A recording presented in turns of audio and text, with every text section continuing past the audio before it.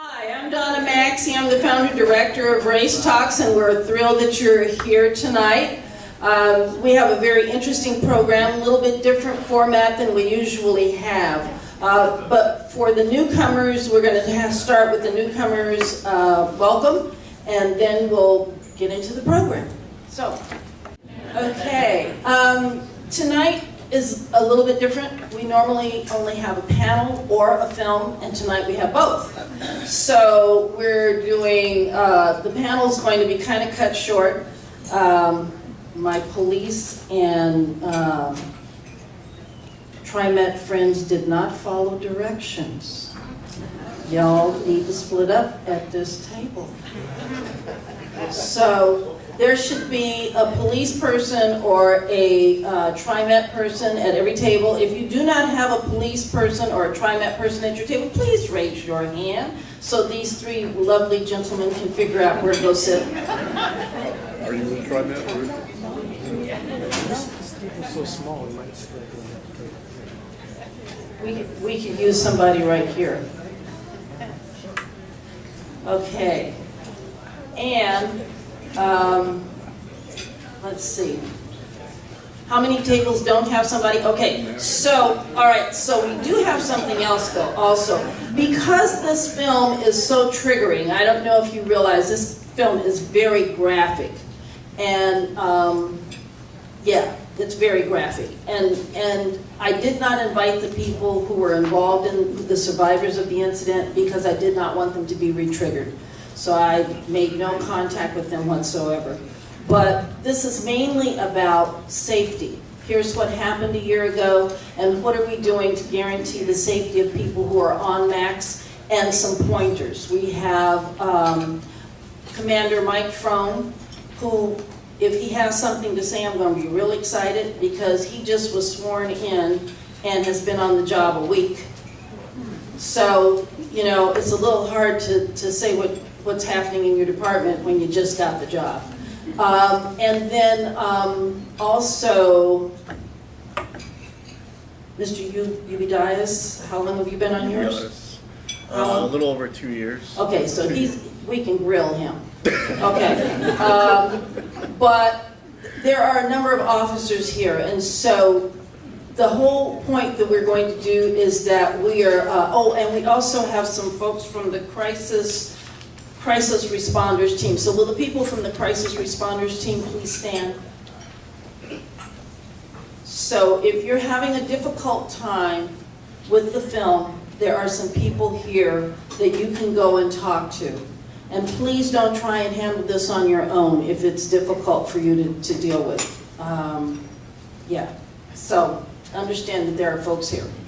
And they don't have their little y'all need those yellow and black jackets back. So tell Rashida we need them back. So tonight, if you are, tonight's program is Tragedy on the Max 1 year later. If that's not what you wanted, then you need to go somewhere else. Next month, that was a joke, y'all.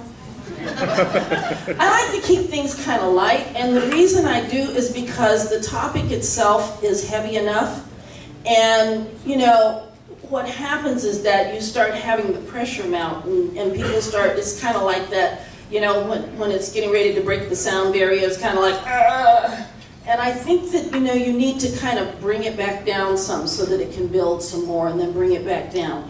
You have to kind of let things in and out, and I don't want people, and I heard someone say the other day, we have to confront white folks about this, and I said, I don't know about you, but if somebody comes and confronts me about something, I'm not talking to you too much. So the point is don't confront people, talk to people about stuff, but we don't have to confront folks. I don't want to be confronted about being black. I got enough problems. I don't need any more stuff. So, all right, next month's program is November 13th, Overturning Marijuana Convictions, Equitizing Opportunities for the Poor and People of Color. We're going to have Senator James Manning, who is from the Eugene area, and he's carrying a bill in the legislature about equitizing it. You know, those people who were arrested years ago for smoking dope and stuff, and now everybody else is selling it and smoking it, and no big deal. We need to fix it so those people are not being held captive any longer. So he's going to speak, and then also Karanja Cruz, who is part of, he's a cannabis seller, and he's Green Hip Hop, Shana? Yeah. Green Hip Hop Cannabis Shop, and he's going to come and speak too. And then I'm looking for someone who is an educator who can talk about what has happened in the past and give us some statistics about that information. So very quickly, what's going on at your table? There's an evaluation. Please fill it out.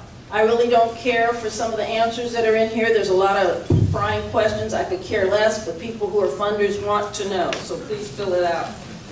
Additionally, at your table, there is a little, there's in the basket a 3x5 card. These are for questions that we will collect at the very end and share with the police.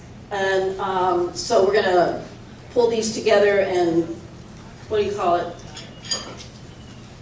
I'm recovering from 2 concussions, so I forget some things. Okay, what is the word? Collate or something like that? Collaborate.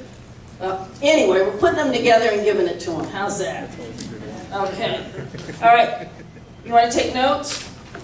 Take home a Race Talks brochure. Give it to your friends. And there are, at the back table, Be the Storm. These are brochures that are put together by Nasty Women. What is it? Oh, Nasty Women Get Shit Done. Yeah. So in nwgsd.org, they put together a brochure. My lovely friend here, Karen, it's not like I haven't known Karen for 8 years, okay? Karen wrote down some things, but we have until October 16th to get people registered to vote.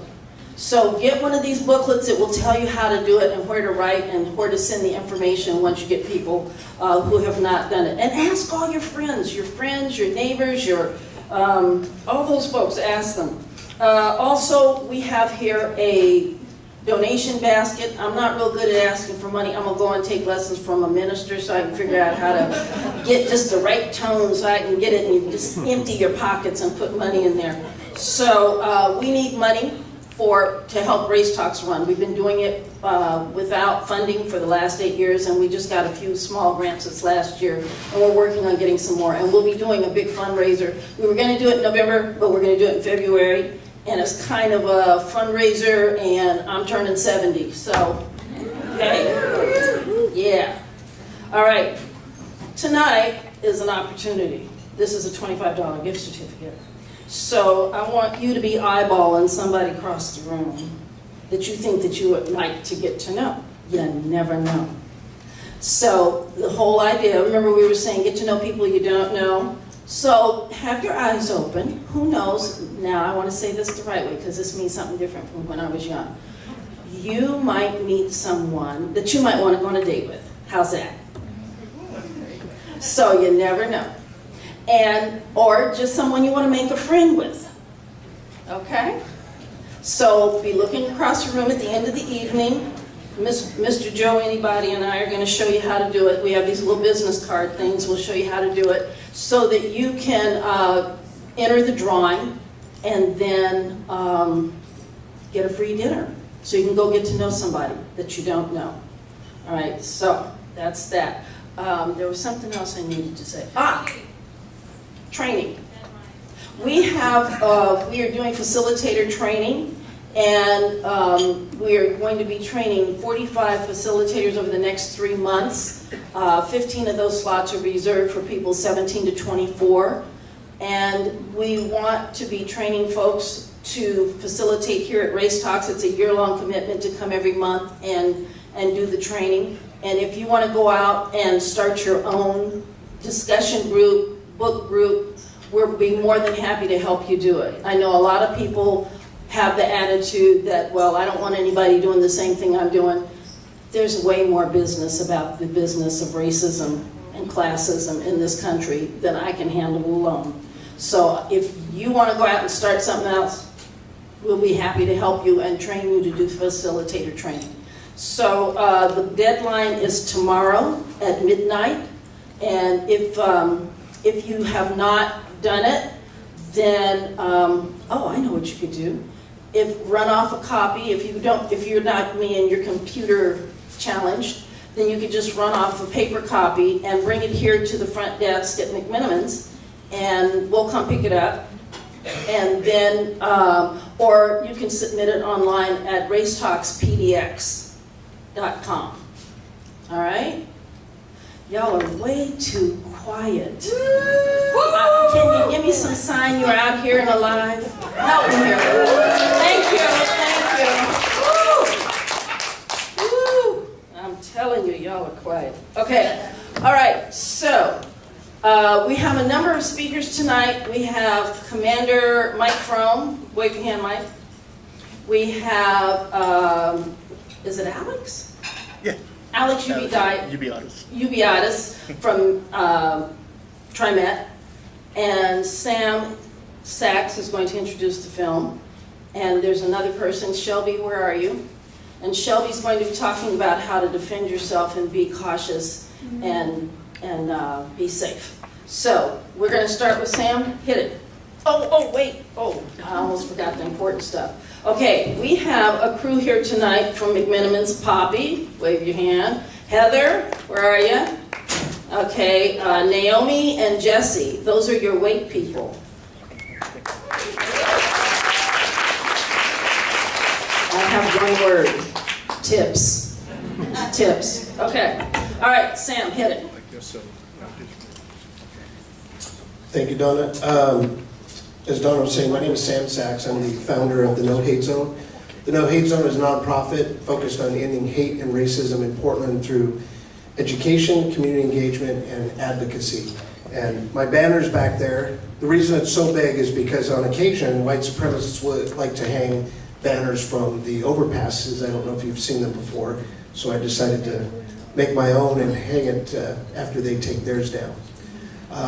But you can contact me through my website if you have any interest in knowing about the work or being involved. And before we get started, Donna was saying she's been doing this for 8 years. To put on an event like this once a month, to get everybody together, to find the topic, to train people, to get everyone involved, and to do it month after month after month for 8 years is an incredible feat. It's very challenging. So I want to give it up for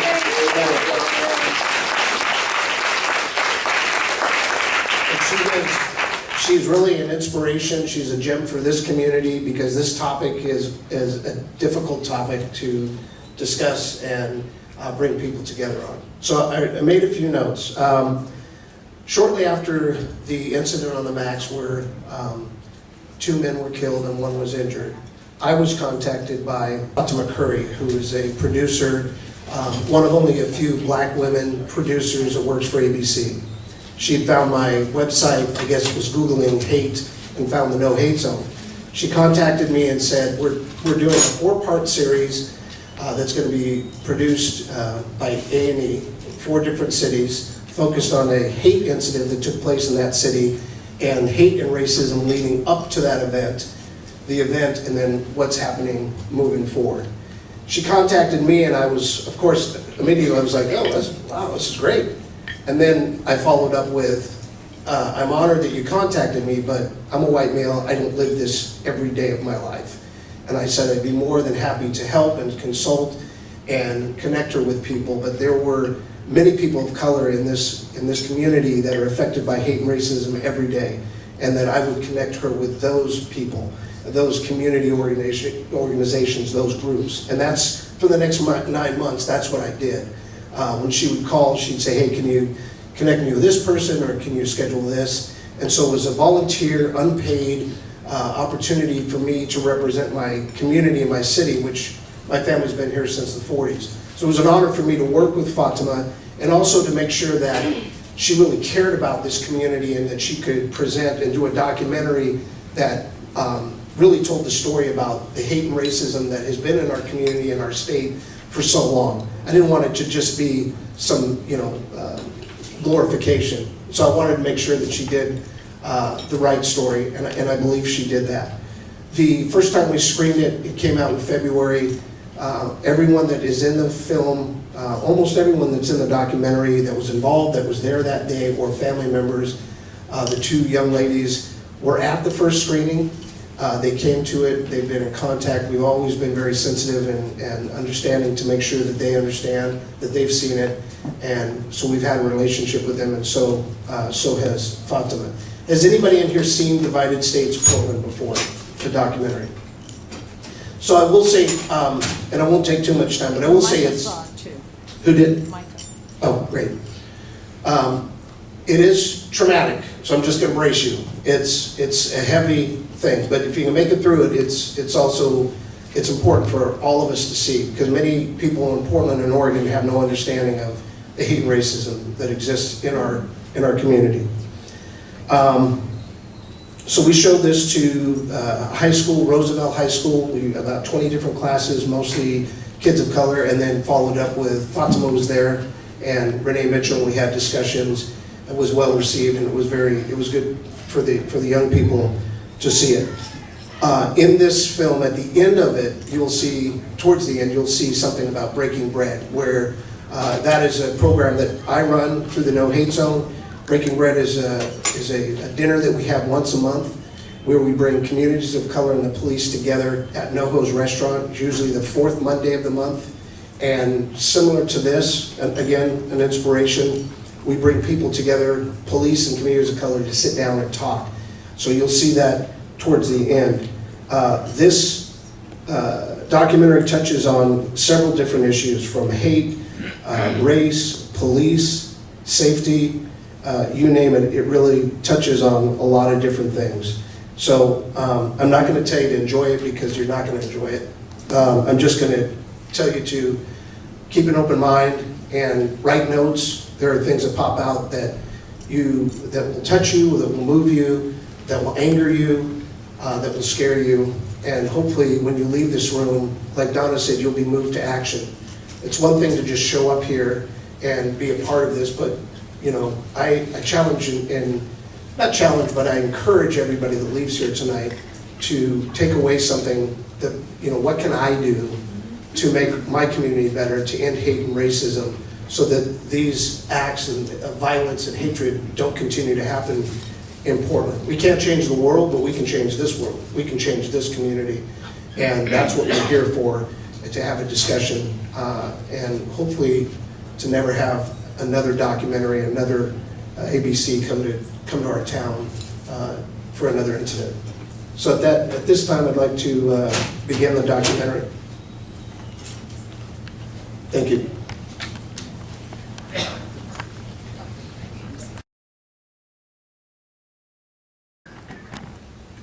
If you need to leave, go out in the hall, and one of the people will come to work with you, one of the crisis responders. What we're going to do right now is have the panel members come up, and those people who are going to speak, please come up here to the front table. And then we will, after the panel members speak each for about, they're going to speak for about 5 minutes to 6 minutes each. And then we'll have a Q&A session. During the discussion period, we want you, there are 3x5 cards in the baskets. We want you to write down any questions that you would like for TriMet and for the police to address about the safety of Max. And one of the questions that was brought up, that was a concern about tonight, was the issue of whether or not it was going to be talked about being checked for fare. If you have questions about that, they're not ready to address that tonight, but please write those down and we'll make sure that they get those addressed for the future. While they're coming up, come on up. While they're coming up, I wanted to share something with you.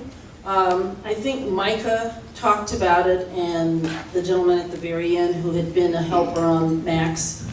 This is not just about people of color. This is about everyone. I know personally of about 3 or 4 friends of mine who are all white, who have left the United States to go live in other countries. You cannot run from this. My mama told me that I was a pretty little brown thing, and she hadn't lied about too much else, so I figured she wasn't lying about that. And I I was very proud of being brown. I was very proud of being called black, being called African American, and I cannot hide that and wouldn't want to hide it. But understand, white people, and I'm speaking specifically to white people, if all the people of color left this country, died, whatever, tomorrow, they would still have prisons, and white people would be in them. So understand, this is not about white, black, brown. This is about green. This is a system that needs to be fed, and whoever is there will be feeding that system.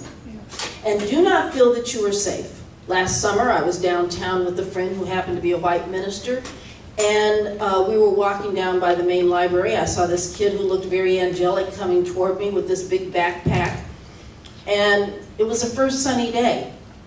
And I noticed him, because I look at people.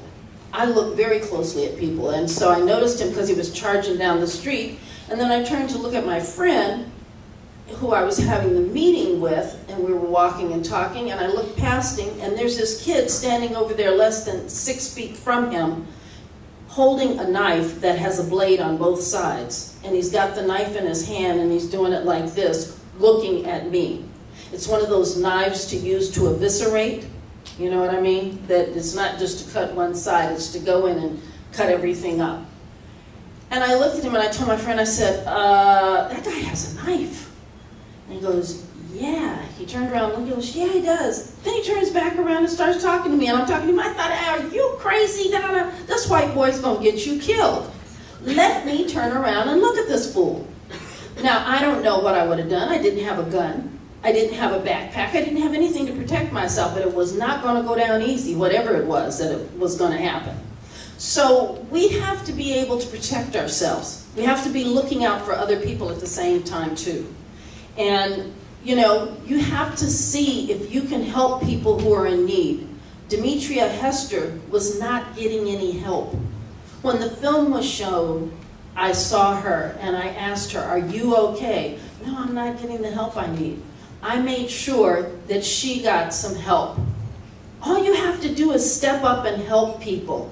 It starts with looking at people. It starts with asking people, talking to folks, giving a damn. Get out of yourself. Don't think about, gee, well, what are people going to think of me? Or am I going to make a fool of myself? This isn't about you. Life goes on. We're standing on somebody's shoulders who died for us to be here. And somebody's going to stand on ours. We have an obligation to step up and stand up. That's why I've been doing race talks for 8 years, and I will continue to do it.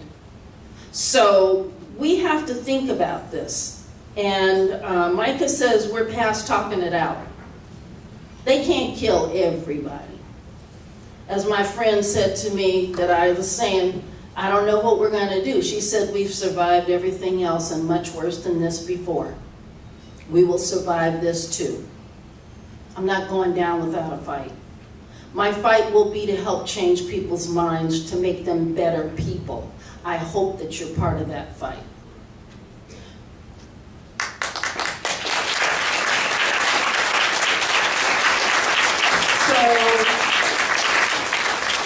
Thank you. I got a little carried away.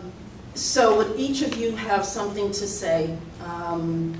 And Shelby, I think you should have the most time to talk about how people can make sure and use to Officer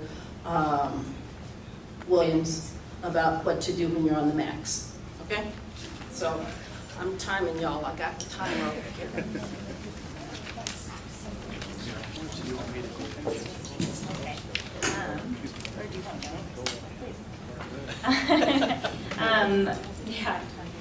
Thank you. So I get to go first. My name is Shelby Davidson. I am the director of a program called Girl Strength. Our sister program is Women's Strength, potentially. I know I have at least a couple of folks at my table who's taken the class. We are a program, we're both Girl Strength and Women's Strength, are programs at the Portland Police Bureau, which I think is one of the efforts of the Bureau to kind of be proactive. It's a violence prevention program. So what we do is teach free classes all across the city, self-defense, empowerment, kind of confidence building classes to women and to girls. So our women's strength programs, obviously those are for women. They're taught by women volunteers, and actually we're currently on the search for more volunteers in case that strikes your fancy. But in women's strength, what we do, and in girl strength, they're free, they're holistic classes, and they're empowerment based. So the idea is that we talk about, like, it's self-defense. I think when a lot of people think of self-defense, they think of physical skills and physical kind of things they can do to retaliate an attack, but we also we do that. But we actually learn a lot about being assertive, using our voices, using our bodies. We talk about assertiveness sort of as a step past awareness, if that makes sense.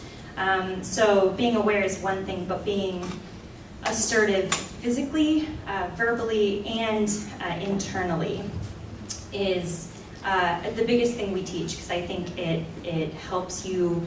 When you're being internally assertive, you are preparing for situations. Internally, you are making sure that you are feeling strong, that you are able to kind of take on the things that you're concerned about, if that makes sense. So women's strength, girl strength, those are sort of the things we focus on and do.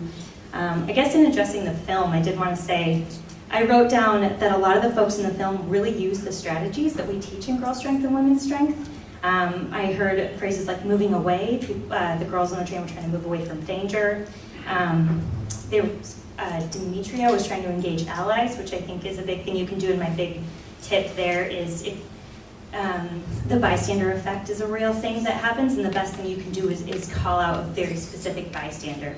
So you in the brown sweatshirt, something along those lines.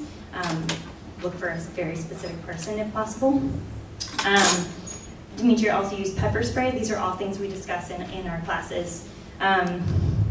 And just like you can, wash your hands and eat healthy and get good sleep, you can still get sick sometimes. And I just want to acknowledge that this incident, I think a lot of people did a lot of courageous and amazing things and used really good strategies. And I wanted to acknowledge that. I guess maybe I want to turn it over to Officer Williams. And I'm happy to answer more questions about kind of the curriculum within girl strength and women's strength. My assistant told me that I need to tell you, if you have a question that you would like to ask right now of the folks who are here, then she's gonna come and collect those. So she's back there, the cute one with the basket. But if you have something you would like for us to have for a later question, then we'll pick those up at the end of the evening. All right.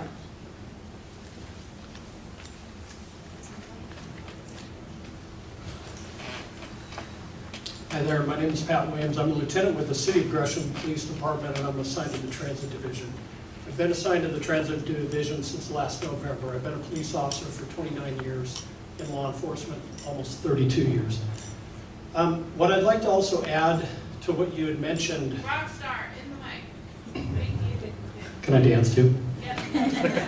So what I'd like to add to what you had mentioned earlier is as simple as getting to know your neighbors. What I tell people oftentimes is situational awareness. And when we do presentations to groups that ride the train quite often, or the buses, is to pay attention to your surroundings and pay attention to where you're coming in and how to get away. An exit is always a good thing to do, but know the people are around you. You ask any police officer that walks into the room, we'll all probably say the same thing. When we walk into a restaurant, we probably scan the entire room and we look for doors. And I look for who's going to be able to fight with me. And I know that's probably a bad way to look at things, but that's the world that I live in. So I would just echo on what you were saying. Get to know people, get to know your environment, and also know your strengths and weaknesses. If you can fight, know that you can fight. If you're not a fighter, that you need to come up with an alternative strategy. Be a good witness. Record things. The other thing that I wanted to mention about stats, and I'm not sure if we're going to bring this up now, but might as well. Since I came to the Transit Division, one of the things that we've started doing was running additional missions for safety on the system. So since March 16th of this year through, I just did numbers through September 30th, there was a total of 199 days. We ran 77 additional missions on the transit system. And those are both in buses and on trains, on platforms. We're trying to get out there and be as visible as we possibly can. We have limited numbers, so we want to give the impression to the bad guys that we are everywhere. So we try and not do things consistently. We go throughout the entire metropolitan area. We go every line. We hit bus routes that are not typically seen or ridden by police officers. Most of those have been off duty, so it's very taxing on our staff in addition to their regular patrol. So a lot of times you're getting police officers coming in at the beginning of their shift and also staying at the late end of their shift and right until 2 o'clock in the morning. That's the numbers averaged out to one additional mission every 2.5 days that we give. The other thing I would mention is Transit Police is on the system 7 days a week. We're on the system only day shift 5 days a week, and then afternoon shift is which I have, and we're there 7 days a week at 4 precincts. Central Precinct, which is downtown, South Precinct at Clackamas Town Center, East Precinct at Gresham, and then West at Hillsborough. We're represented by 15 police agencies throughout the entire system.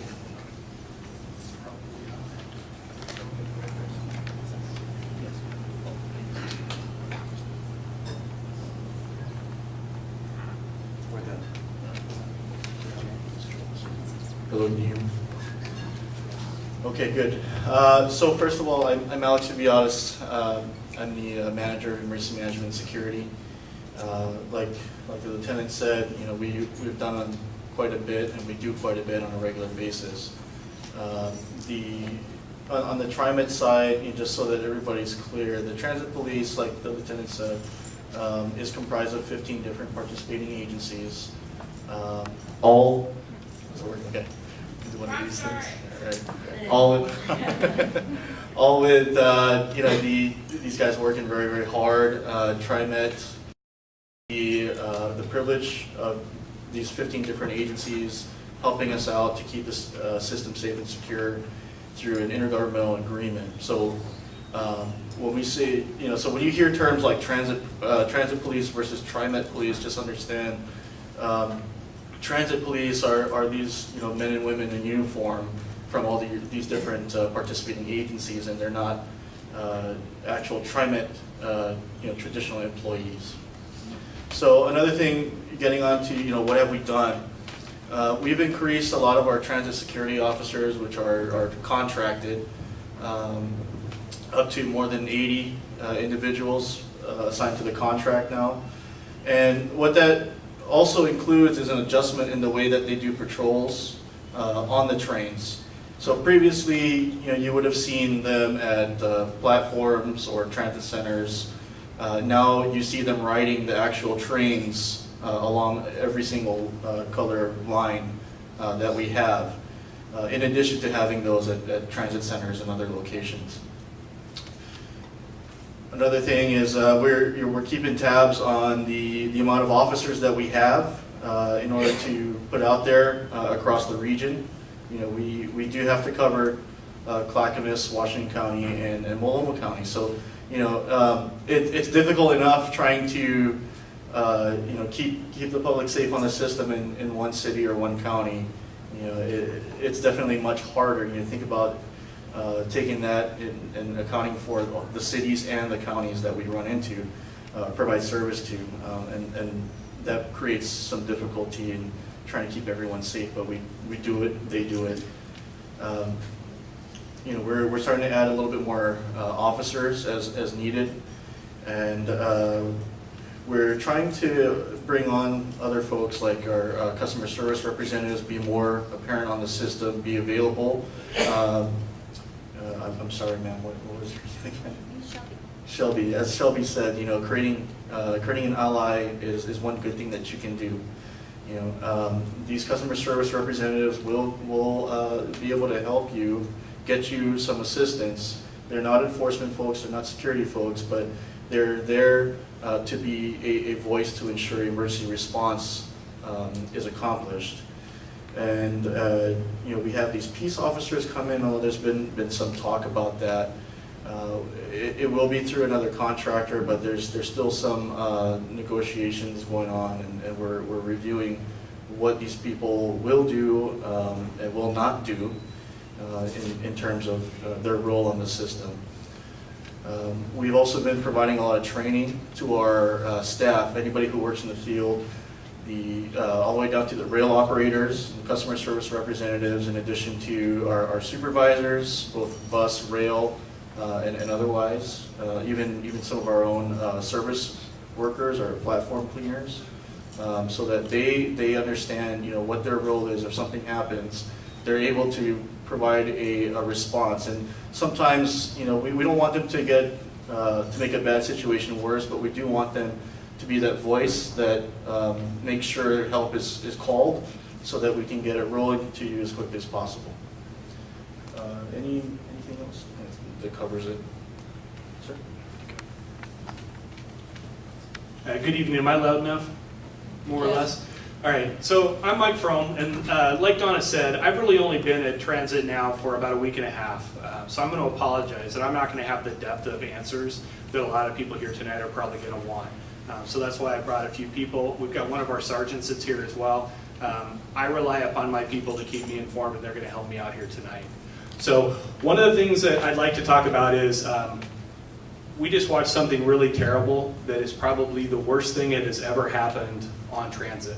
All right, and it's everyone up here's goal that we try to never have something like that happen again. Alex hit upon it, but the TriMet as a company has basically quadrupled the number of private security people that they've got on contract to be out in the system, trying to be the eyes, trying to help solve things before they even really get started. Now, I have 62 police officers that are basically budgeted. I think right now we only have 56. Are we down 6 right now? Yeah. And so we're constantly in a battle to try to find some of our partner agencies to be able to supply us with more people. It wasn't that long ago that the transit police were only available kind of during the week and then during the day. We've got officers out there 18 hours a day now. We're there 7 days a week.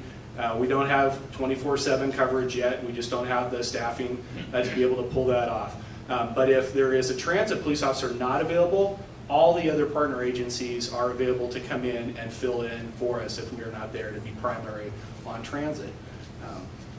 I looked at some of the numbers to just get an idea of this attack that we just watched happened in the second quarter of 2017.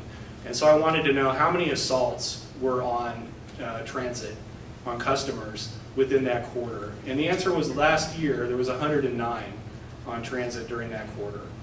And then I pulled this last quarter that we just had that finished up, and we're talking 91 assaults.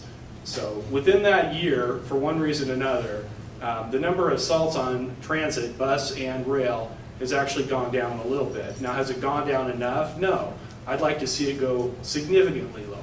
All right? I'd like it to be like the rarity. But the honest truth is, when you look at the numbers, it's about one person a day. All right? In a 90-day quarter, you've got about one person getting assaulted. But during that same quarter, you also have like 24.6 million users of transit on bus and on rail during that same time. So there's a very, very high volume of people that come through.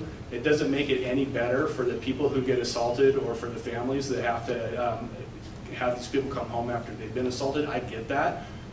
I've got a high school son who goes down and catches Max at the Hollywood Transit Station every day. So for me, the fact that he goes and jumps on transit at the site of that horrific crime, there's a vested interest for me to make sure that my people are out there trying to do the right thing every day and make this safe. I don't have a lot else to talk about in terms of general strategies. I mean, I don't think we talked about it, but TriMet altogether has like 4,400 different cameras that are at different stations, on the trains, on buses. We have 2 employees that I see every day that just sit there and go through video all the time, trying to help us track down leads on assaults. We've prioritized assaultive behavior on customers and on employees, because that's one of the things that I don't have in my numbers. I left them out. A significant number of TriMet employees get assaulted on a monthly basis as well. So we're keenly aware that we need to improve security. It's a constant improvement process on security on TriMet. So with that, I'm going to stop talking. Good evening. So my name is John Gardner. I'm not listed, but I decided to come and support Alex. I direct diversity and transit equity for TriMet. The majority of that focus is really on civil rights and Title VI of the Civil Rights Act, but also on certified business contracting, community engagement, and one of my first assignments was to work with our fair enforcement group about 3 years ago. So I've been part of the safety and security. Oh, sorry, I was getting a little lower. Part of the safety and security conversation for over almost 3 years now, so hopefully some of the questions that might come up I'll be able to help Alex answer. A few things that weren't said in terms of our initial response was how do you get capacity for the system. When this first happened, we have 50 square miles of track and bus routes and whatnot. So we partnered with this Office of Neighborhood Involvement and we're part of the Standing Up to Hate trainings and had hundreds of folks, including our own staff, many of our own staff, go through bystander training and Standing Up to Hate trainings, just so our riders who were ready and willing would know sort of the tactics that shall be described in terms of how to sort of mitigate when conflicts arise in the system. And like Commander Fromm said, it's very rare, right? So 91 assaults across 24 million trips, right? So technically, our system's safer than the streets it runs on. That's just true in terms of the facts. So obviously, it doesn't explain what happened in the video, and I'm so proud to have seen that. I hadn't seen that video. The last time I saw Mr. Best's family was at his funeral. So I appreciate that, and I'm gonna make sure more of my colleagues see that video. One of the things we've launched this summer too was a text line. So not only do we have 4,000 cameras, many of them real time, we now have the ability for someone to text directly if there's a disturbance on their bus or MAX, so we can find that and we can assign and connect the safety and security staff to that immediately, right? So one thing we're not talking about is, you've heard a lot about the what, 62 municipal police officers from 15 different agencies, and the reason we use 15 different agencies is because we believe in community policing. Right, so if there's something happening in Gresham, we want the Gresham police to be working with that community. Hillsborough, Forest Grove, City of Portland, all those different municipal police forces are there to provide support to their citizenry on the system as it runs through their community. The other thing is to make sure that as we do this, we're doing it recognizing that adding more police isn't just the answer, it's one part of the process, but we have a lot of vulnerable communities that ride our system. Right, so adding more uniform presence isn't always welcome in different communities. So as we add presence, we're doing so through the lens of many community-based organizations. We worked with about 25 through our Transit Equity Advisory Committee, who's helped us develop new recommendations for improving safety and security. One of the things we hope to launch this spring is sort of a community support presence where we contract with community-based organizations, many of which will hopefully have bilingual staff working and making sure riders are supported in a different, non-traditional way, where it's sort of advocates on the system, sort of to integrate with all the different presence. So we feel really good about where we're going. We have a lot of work to do, including training all the staff that you've heard are being deployed, but also making sure we're communicating sort of real-time challenges and now opportunities for you all to sort of be part of that moving forward. I have questions for you. I was hoping that there would be a few more tips about riding the bus. I've been riding the bus by myself since I was 7 years old. So I'm going to share a few pointers. When you get on the bus, sit up near the front, near the bus driver. Sit across from the bus driver so you can see him, so you can also see the driver and also see the whole bus.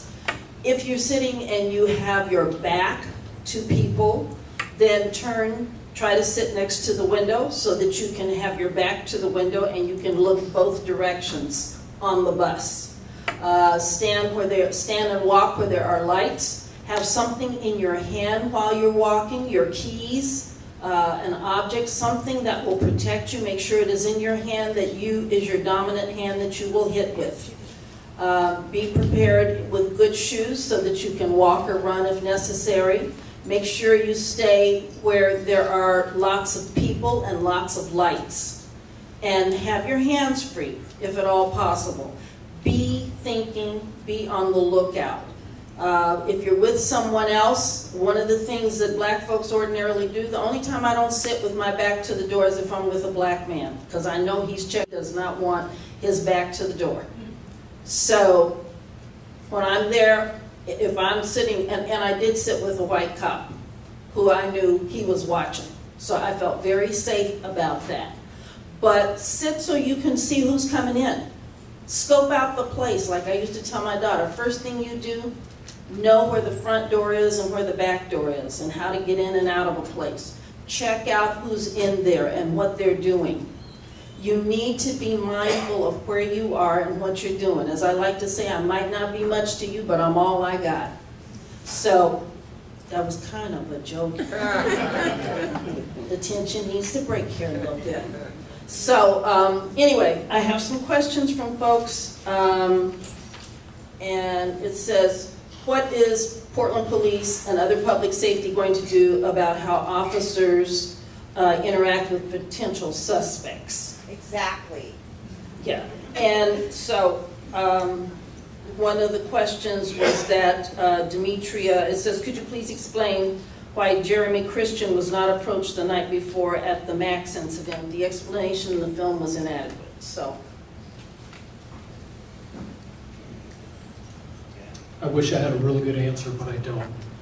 Before I go on to answer that, I want to touch on what you were talking about. The other thing to be aware of, when you're on a bus or a train, please pay attention and not be fixated on your phone or your iPad or your computer or with earbuds in. I know it's really easy to sit on the train if you're a commuter. I did it every day when I was going to Portland State. It was the best time I could read. However, that's not what it's like today, and you have to be vigilant and look around. You would be appalled at some of the video we see when we watch people sitting there and somebody right next to them gets their phone or their laptop stolen and they don't even pay attention. Or somebody walks up and does something and they don't even hear what's happened around them. So that's another thing that we always tell people is, please, if you are going to read, I would encourage that, but take a break every couple minutes and look up. When somebody new comes on the train or bus, that you at least make eye contact, know where they're at, so you just have some situational awareness. Regarding contacting the suspect, be quite honestly, that was the first I knew that this person had been contacted the night before.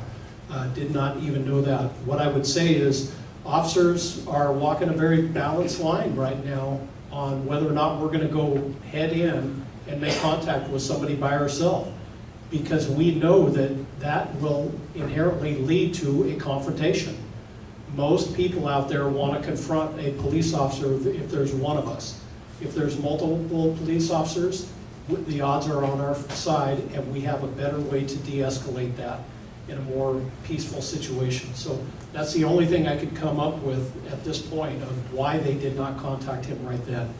Because knowing what I know now, it's just, it sickens me to know that that occurred. Okay. Given the history of the police with black people, what is being done to engage the Portland police force in anti-racism training? I'm concerned that race bias may have been present in the officers not believing or questioning, and Demetria. So they did. The question is, why was her ID asked for? Why did they believe that when Jeremy said he did not do anything and she visibly was hit? Yeah, I'll handle this one. And look, I'll be honest, I have not read all the police reports. I don't know everything about that situation. You know, what stood out to me when I watched this and when I listened to it, I believe we got to hear a little bit of the 911 call, and the first thing that was discussed was that someone had pepper sprayed somebody. So it's quite possible that that officer could have got there and thought that quite possibly the facts were different than what they were, okay? I'm not going to make a whole lot of hypotheticals on this. As to what is the Portland Police Bureau doing to try to improve our officers' ability to interact with people of color, We have begun to do implicit bias training in our in-service. Right? It is a continuing, developing curriculum that we are going to challenge some people to get out of their comfort zones. All right? We work with a large group of people. Most of them look like me. All right? I'm going to be quite honest about that. And we need to kind of poke them and prod them to get them to explore what Donna has already talked about, which is white privilege. It's about the idea of our implicit biases that we carry with us when we come to work. I'm not going to say that that officer that night was racist in his approach to it, because I just simply do not know, okay? And I don't think anyone here really knows either. I know that we have a gut level response to it, and I would say that since none of us here can really give the answer, maybe that's something that we can continue to explore, all right? But as far as what we are trying to do, that's what we're doing. We've increased our curriculum and our in-service training. We're trying to improve ourselves, and we will continue to try to improve ourselves. That being said, I've got like 14 other agencies that supply officers to transit. Each individual home agency controls their own training, and I know that a lot of them are doing the same type of training. I mean, Lieutenant Williams, can you talk to Gresham if they have anything that they've been working on? Sir, I asked that question, and I just have to say that the answers you're giving don't feel satisfactory at all. Okay, so let me say this. I appreciate that you don't, I understand how you feel about his answer. I also am going to say that he is on his job for a week and a half, and we're going to get some more answers. Now, I will say this too.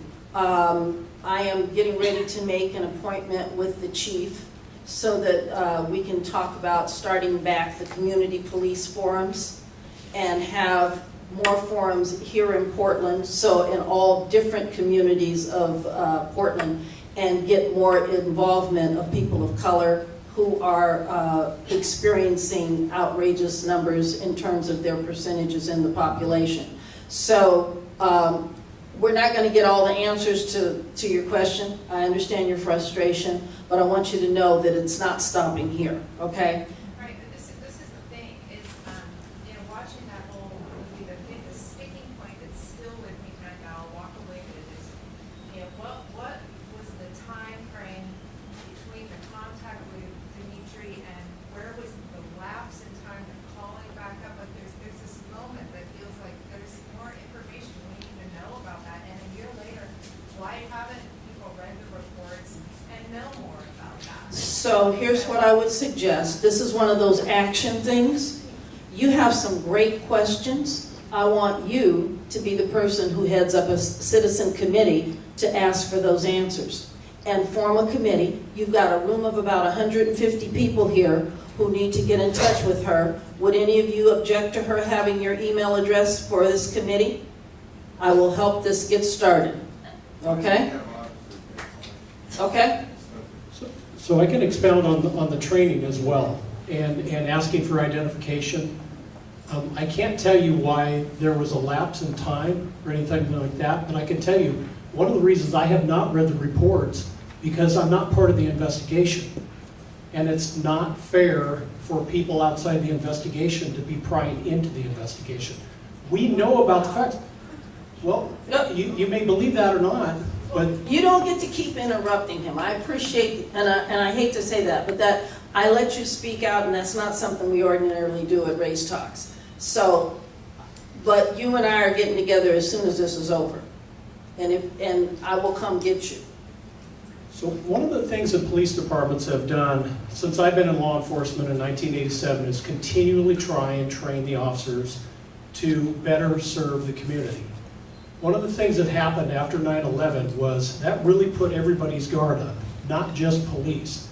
And we've also are living in a digital era where we are actually taking more reports online.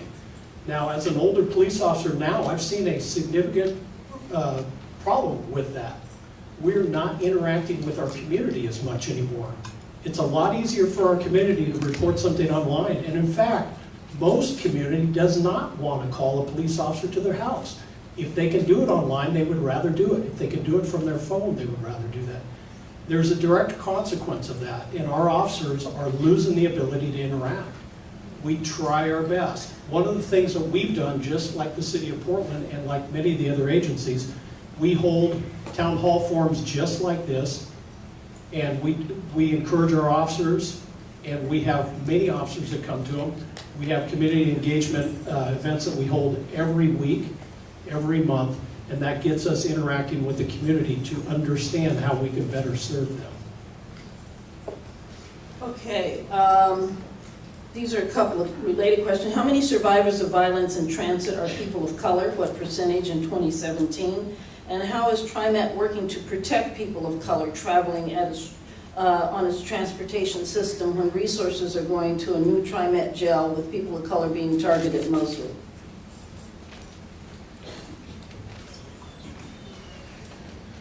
Well, I don't have numbers on who are the victims by race. All right, so I'm unable to answer that question. As for what we are doing specifically to make people of color safe on our system, I think we've already talked about it. Our approach is holistic, and it applies to riders. So I do not have a specific answer for basically either of those questions. So a couple of things I want to clarify. When it comes to security at TriMet, we don't look at white people versus people of color versus anybody else. We see people, and that's it. People are people. They use the system. They have lives. They want to live their lives peacefully, safely, do the right thing, and be able to do it the next day and day on, and so forth.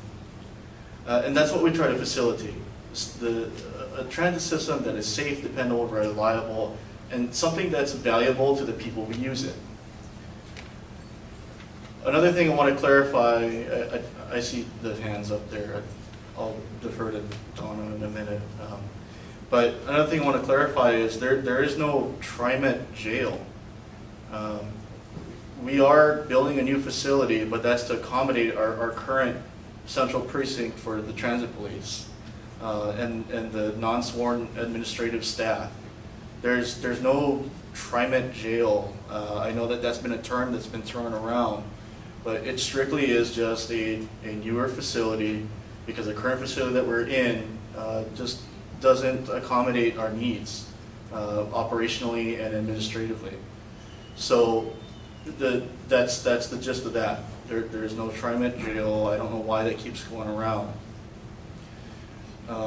I'm going to move on. Well, and then can I just say really quickly, we are adding additional cultural awareness and diversity training to all the new training for fare inspection and code enforcers on the system. So, sorry. And we're also getting ready to update our Title VI program, which is like 400 pages of amazing procedures, with a giant focus on LEP, limited English proficiency customers, who I'd argue are some of the most vulnerable on our system. So we make special care to understand their needs in navigating the system and filling support. So I think that kind of speaks to how are we supporting certain riders, because generally speaking, that population is more diverse. And the last thing, I also want to say that once the new space, because we're moving locations. Once we move into this location, we believe it's going to have a community room, and I'll invite Donna now to hold a race talks at that location so you can see this location and you can judge for yourself what it's used for, but it's going to have way more community engagement space than anything else. So it's just, when that thing's done,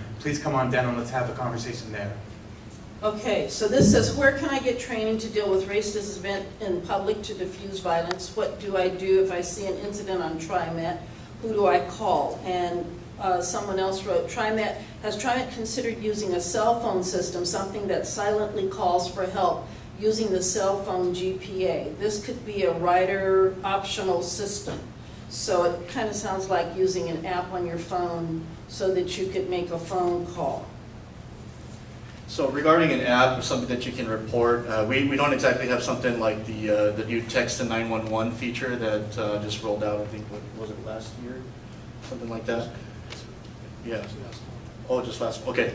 So, but we do have the 503-238 RIDE phone number. That's one thing that you can use to directly let us know that there's something that we need to be aware of, there's something that we need to address. That is not a direct link to 911, but it will ensure that somebody receives your concern and we can follow up on it through our tracking system. And just for everybody's awareness, when we receive concerns from the public through that system, they really are tracked. There are people who are held accountable, in addition to others that may have something to do with relieving the issue or addressing the issue and may not have a primary role to play. So we make sure that every concern gets addressed one way or another.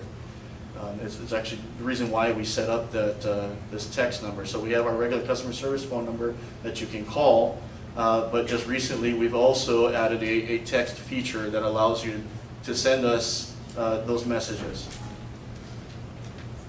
Also, if you see a crime in progress, call 911 or the non-emergency dispatch number. One of the challenges we have for transit police is if somebody sees an incident, and this happens quite often with drivers, they will say there's somebody on the bus that caused a problem and they got off. But the driver is still updating dispatch and they may have dropped that person at 50th, yet they're already at 102nd. And that does not get back to the officers. So calling dispatch, calling 911 or non-emergency and giving real-time information is crucial for us. And to answer the other question about what are we doing to increase, after the stabbing, we flooded the system. And Sergeant Godinay could probably talk about how many hours officers worked. I wasn't assigned to the division then. But since I've been there, we've been running additional missions, but it's a much more coordinated event. So as I said, every 2 days, we're running additional missions in addition to our normal day shift patrol, which goes from 6 in the morning till 4 in the afternoon, and then swing shift until midnight. So we're putting additional bodies out there specifically just to ride the system so they can interact with the public and give a sense of safety to not only the riders, but also the train and bus operators. Okay, so very quickly, I'm going to read this because I bet it was a white person who wrote this, and I'm making that judgment because when you hear the questions, you'll understand why. It says, do you realize that all these safety tips and tricks, have keys ready, mace, don't read, use electronics while on a bus, wearing running shoes, be alert, don't actually create community trust, but rather instill fear? So rather than just informing public about how to stay safe, what will police and security officers do? I'm not talking about more cameras though, what will police do? So let me say this to you, as a person of color, these are conversations that my parents had with me when I was in first grade. These are conversations that people of color have with their children when they are preschoolers. We don't have the option to not have that conversation. I was born here in Portland, Oregon. Those are conversations that people of color have with their children. White people, welcome to the real world. You are just now being introduced to something that we have never had, that we have always had to deal with, and what we have never had is a feeling of security in this country, that we were safe and able to travel and not think about our safety. So I hate that it's this way, but this is reality. This is reality. And you need to make sure that your children and your family are prepared. It does not mean that you don't reach out and speak to people. It does not mean that you don't look at people and smile. That is not it at all. But you are being proactive. You're being careful. You're looking at what's going on. That's all that I'm saying. Not that you hate people. It's not about hate. It is about being safe. So I have one more question, and then we're going to stop and want you to finish filling out your questions for the police that I will share with them. And please make sure that you fill out on your tables. There is a participant sign-in sheet. Please make sure you put in your name and your email, and you can put your phone number on there too. And this young woman, what's your name? Red? Yeah. What's your name? Young woman. Oh, thank you. Annika and I are going to get together and we're going to form a group. All right? Okay, Annika, you're on. There is no turning back now. All right, so question for TriMet officers. There have recently been tags and graffiti on max lines of KGC, which stands for Knights of the Golden Circle, a neo-Nazi group, including along with my own commute on the Yellow Line. I've asked TriMet, how do you plan to keep people of color safe? The answer was police presence, but considering the police recently murdered Patrick Kimmons, what are your real solutions, because the police are also dangerous? So let me say this. There was a number of things that happened on this Patrick Kimmons, and I think I talked to a police officer, commander, and it will come out later on. But I do understand what you're saying about people of color being killed. I'm terrified about that. So that's a question that maybe you guys can address address the issue about the KGC. So first of all, I want to preface, I'm not from Portland. I'm originally from Honolulu, Hawaii. I've only been living in the Portland area for about 2.5 years now. I'm not familiar with what the KGC is up until right now, but in general, you know, any kind of issues of vandalism, to include spray painting, graffiti, that kind of thing, anything related to criminal property damage. I mean, we try to address them when the trains come in, but if it's something like on a platform or on a fixed facility, whether it be a park and ride garage or anything like that, please do take photos, let us know, send it in to us. I personally receive a lot of emails from our customer service representatives regarding anything to do with security issues, and vandalism and graffiti is one of them. So as soon as I receive them, I start to track down who is the appropriate person within TriMet to take care of this issue. And depending on what the concern is or whatever is reported, I go to the appropriate person or group and ensure that it gets taken care of. But I also follow up to ensure that it got taken care of in the appropriate way. Okay, so I'm going to ask you folks to go back to your seat, and I'm asking you to go back to your seat for a reason. We're going to have a little bit more discussion about, it's only about 10 minutes, and I'm not even, but I'd like for you to make sure that you write your questions out. I'm asking them to go back to their seats because now we're going to have the opportunity for you to be in the drawing to go to lunch with someone. This is a perfect opportunity for you to ask one of them to go with you to lunch, to develop a relationship. That's what it's all about, is developing a relationship so that you can hear another side to the story. So you can understand, so you can share, so you can bring other people to the facts of what's going on. And as I like to say, there are 3 sides to a story: yours, mine, and the truth. So we never will know the truth. We'll only know your side and my side, but we can work on making that happen. I would also like to encourage you to go to the No Hate, Sam, what do you call your dinner? Breaking Bread, Breaking Barriers. It's for free.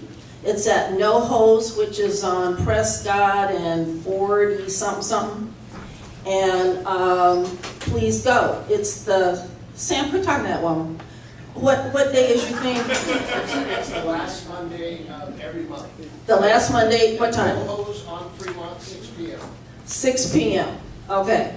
So, go get a free meal, meet a cop, meet some other community people, get to know who's out there. I think that this is a great opportunity to change the community. It's a great opportunity for you to hear what the police have to say. It's a great opportunity for the police to get to hear what your experience is. And Commander Captain Wendy Steinbraun is over there. Wendy and I worked together before on some of the community police forums. And one of the things that we're working on and we'll be sharing with the chief when I meet with her is give the police cards. Pass out cards in the community that you are patrolling so that people have a chance to know that you were there. It's real hard to shoot somebody you don't know, that you do know. It's real hard to do that. And I think that relationship is a major thing. We live in big cities now where people don't know folks, and that's what a lot of the problems are. When people knew people better, it's like, oh, that's old John, he's drunk. He'll sober up. Come on, John, go home.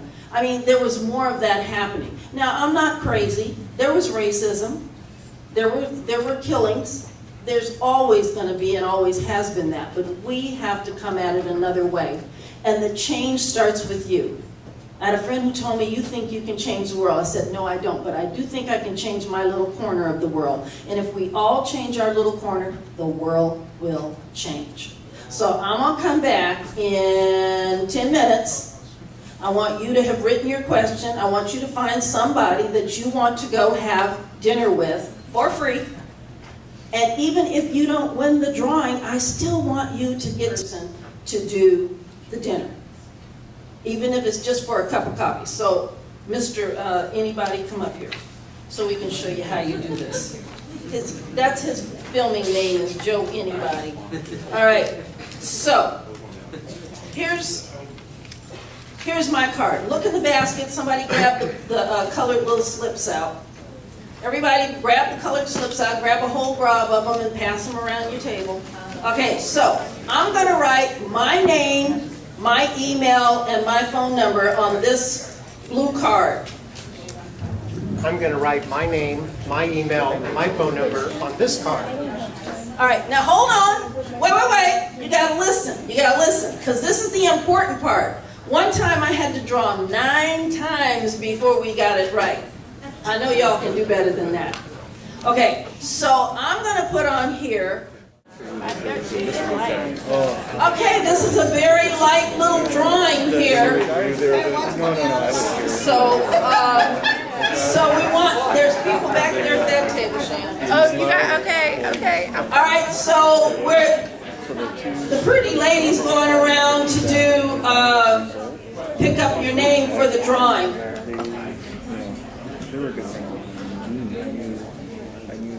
In full disclosure, I have to tell you, the pretty lady's my daughter. So, and doesn't she look just like me? I'm sorry, I couldn't resist that one. I love that one. Okay, so we're ready to draw. Everybody's got their partner. Paul, did you have a partner? Did you sign up with somebody to go to lunch? Not yet. Would somebody please get Paul? He works at TriMet. So is there somebody who doesn't have a partner for? Okay, one of you ladies grab Paul. Paul, turn around. Don't go. You got a partner over here. Come on.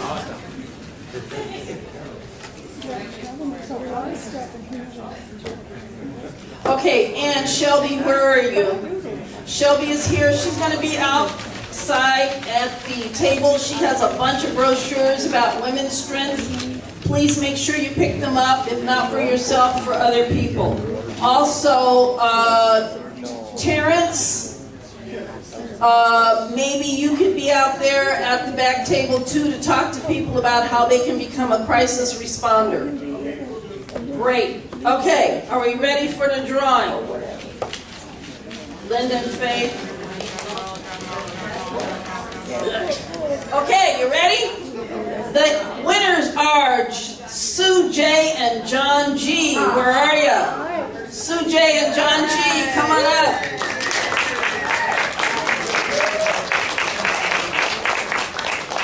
John G., get up. He is not clear. I am a retired 3rd grade teacher. That means cold milk, warm cookies, and I'm in charge, okay? All right, thank you. And so what we want them to do is when they go eat, to take a picture and with the Race Talks brochure and put it on the Race Talks website, okay? So then we get to see who it is, and then we're going to have a big drawing in 6 months, maybe 3 months. We'll figure it out. So that the people who did this will be, and you didn't have to win the drawing to put your picture up with somebody with the Race Talks brochure. So all you folks who teamed up tonight, make sure you put your picture with the person that you teamed up with, because you might win another one, okay?